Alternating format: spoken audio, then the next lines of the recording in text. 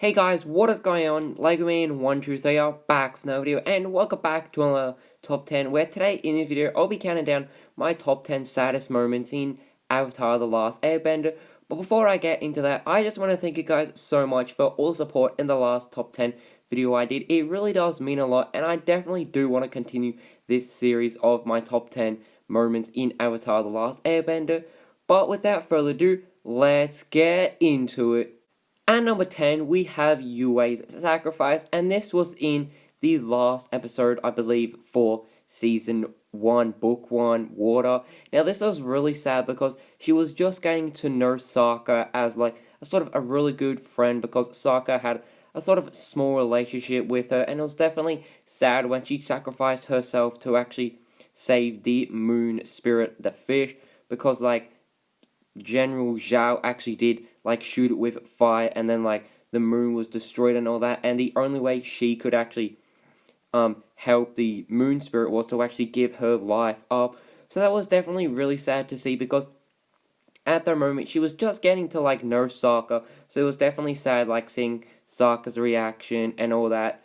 And then when she did die, like, it was quite sad, and, like, Sokka was really upset, but then she does come back as it sort of moon spirit. And then what makes it even sadder that is when every time Sokka, like, looks at the moon, is just reminded of that moment when Princess Yue did sacrifice herself, which is just really sad to think about.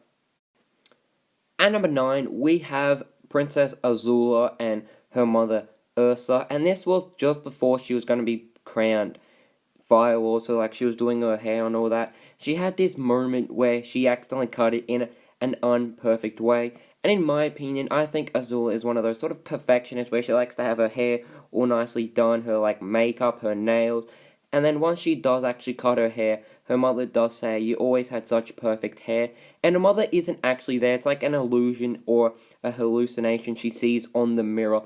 So that was definitely really sad to see. Such a strong sort of character, and, like, she uses speed to control people, but then this one moment she's actually, like, quite sad and quite confused about it. And then when Ursa does say, "I love you," like, you just see Azula start, like, crying. So that was definitely quite sad to see, like, such a strong character, as I did say, and that one line actually made her sort of break down.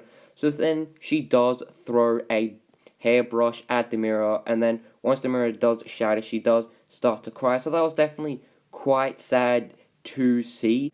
At number 8, we have Left Behind, and this is a moment when Sokka was talking about his father to Zuko in a sort of a flashback scene. It was definitely really sad to see, because this is the final time Sokka does see his father for, like, I believe 2 or 3 years. So that was definitely really sad to actually see that Sokka as a young kid, like, becoming a sort of warrior and, like, training and all that, and he wanted to come and join his father in the war. It was definitely really sad to see that, because his father did say, "You have to stay and protect your sister," but then Sokka replied with, "But I don't understand," which I think is reasonable, because I don't think any kid should have to go, like, through this whole thing by losing their father because of a war. So it was definitely really sad to see that. And then, like, he does begin crying, so then Haku, I believe what his name is, like, hugs him. I thought that was definitely a really nice ending to this very short scene, because it was definitely really sad to see, like, how his father went off to the war, and, like, Sokka was confused about it, and he did want to join him, but then he did stay behind. At number 7, we have Zuko and Ursa. This was definitely a really sad scene, because this was the final time when Zuko actually saw his mother, and he wasn't sure if it was like a dream or a hallucination, because when Ursa actually did come into his room and, like, wake him up, he was still, like, half asleep. It was definitely really sad seeing this, because it was the final time he actually did see his mother, and no sort of child should actually have that sort of on them, so it was definitely sad to see that. She also does quickly talk to Zuko, like, saying, "Be yourself," and all that, "Don't let people do that," and then she does go in for the final hug, and then, like, walk off. And Zuko is quite a sad character, because once he did lose his mother, he did sort of lose that sort of love, that sort of enjoyment, and sort of happiness in life, because Ursa was like that person what gave him enjoyment, happiness in life, and love. So to actually see her go was definitely really sad, because he did lose all those traits. And number 6, we have Aang's responsibility, and this is when he does learn that he is the Avatar. It was definitely really sad to see this because once he became the Avatar, like, no one wanted to actually hang out with him. Like, most of his friends thought it would be unfair if one team had the Avatar because then it would be, like, unfair and biased, which I think is a reasonable sort of explanation for that. But it is very sad because he has to be, like, locked away because he can't actually do anything because he can't hang out with his friends and all that. So then he hangs out with mostly, like, Monk Garciato, and I really like the relationship they do have. But then we do learn that Aang has to actually move to, I believe, like, the sort of southern or northern air temple. I believe it's one of them. So then he can actually train. It was sad to actually see that because he was going to be split up once again with Monk Garciato because he's already had to lose a couple of his friends. But then to lose Monk Garciato, I think would definitely hurt him a lot more. So it's definitely sad to see that. So then he does run away. And it was sad, like, with Monk Garciato's reaction and all that. So it's quite interesting to see that. And then Aang does, like, happen to be in the storm and, like, a massive wave or sort of tsunami, like, comes over him. So he has to, like, go into the Avatar state and then, like, make this sort of ice sort of ball thing so then Appa and him can be protected. So that was all definitely really sad to see that. And number 5, we have Zuko and Iroh reunite.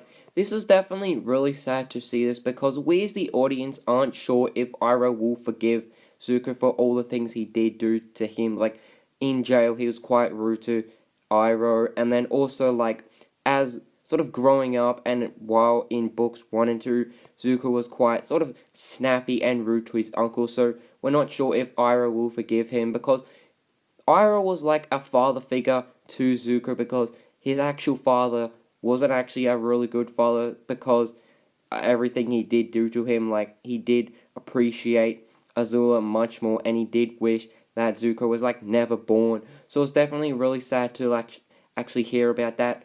But Iroh was, like, the sort of good influence on Zuko, like, as a father. And once again, we're not sure if Zuko will actually, like, have his uncle back and, like, if his uncle will actually forgive him. But then his uncle does forgive him and they go in for the hug, which I think is definitely really sad because we know that Iroh and Zuko are once again reunited, and then Iroh does begin crying, but then Zuko actually does question it, like saying, how can you forgive me and all that, which was definitely a reasonable question, but then Iroh, like, says some really nice things, and it was definitely really emotional to hear about that.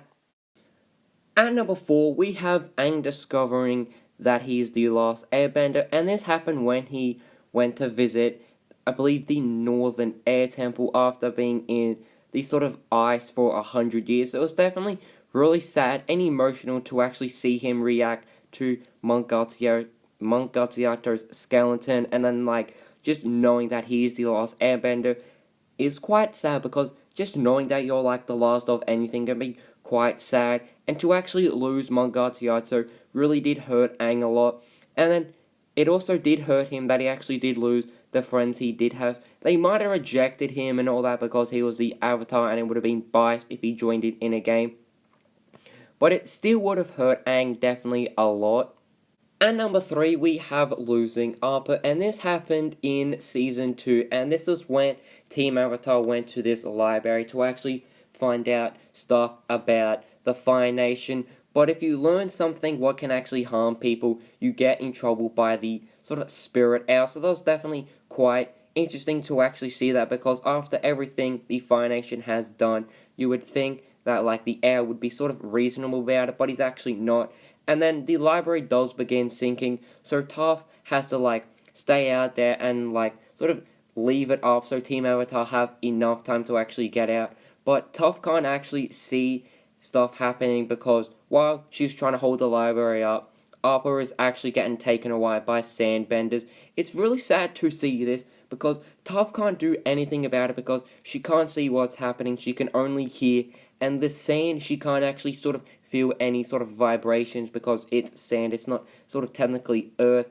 And, like, Appa is definitely struggling to actually, like, with these sandbenders because, like, they can sort of twist their legs into the sand and, like, hold Appa down, and then Appa slowly does, like, go away on these sort of sandbender sort of ride things. I'm not too sure what they're actually called. And like Toph is like saying sorry, and she does begin crying, which I think is reasonable because she really can't do too much about this sort of situation because she either has to save Team Avatar, which in my opinion I believe is a lot more important than saving Appa. But it was definitely really sad to see this because she was trying to do two things at once, which is definitely hard for her because she is blind, so she can't see what's happening, and then also she can't really use the sand because she can't control it because it's not sort of technically and then when Team Avatar actually come out of the library, we learn that Aang is pretty upset and very angry that Airbenders did take away Appa, but then for some reason he does take it out on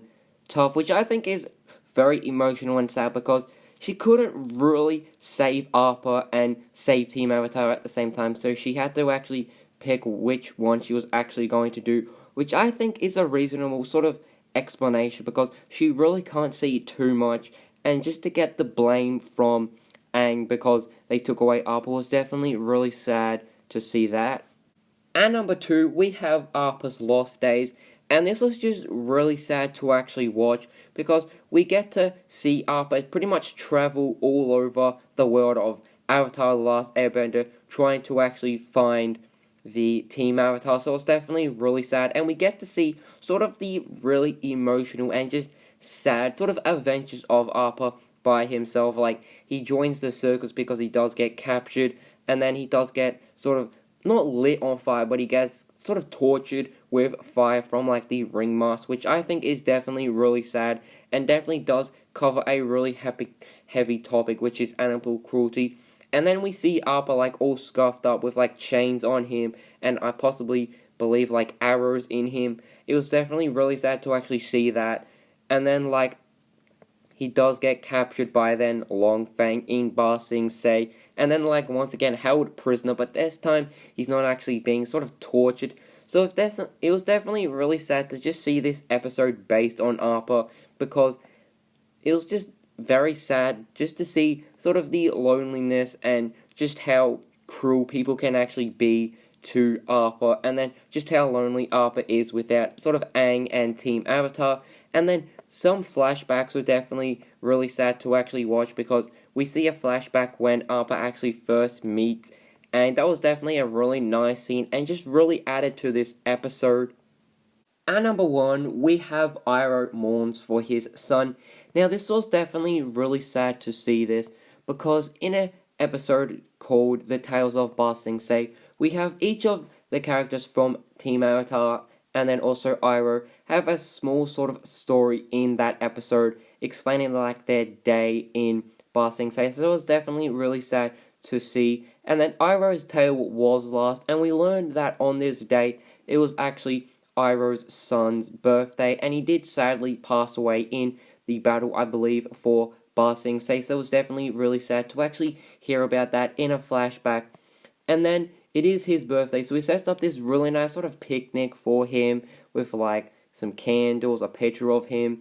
And this was Iroh's only son. To actually see him react to this was definitely really sad. And we just learned that how much he wanted Zuko to actually stay sort of on the good side because he didn't want him to turn out like his father, and he acted like a father figure to him because he wanted to have sort of another son because he didn't do too well on the first one because he did lose him at a young age. And then he does begin singing Leaves from the Vine, and then that just really adds to the sadness factor of this.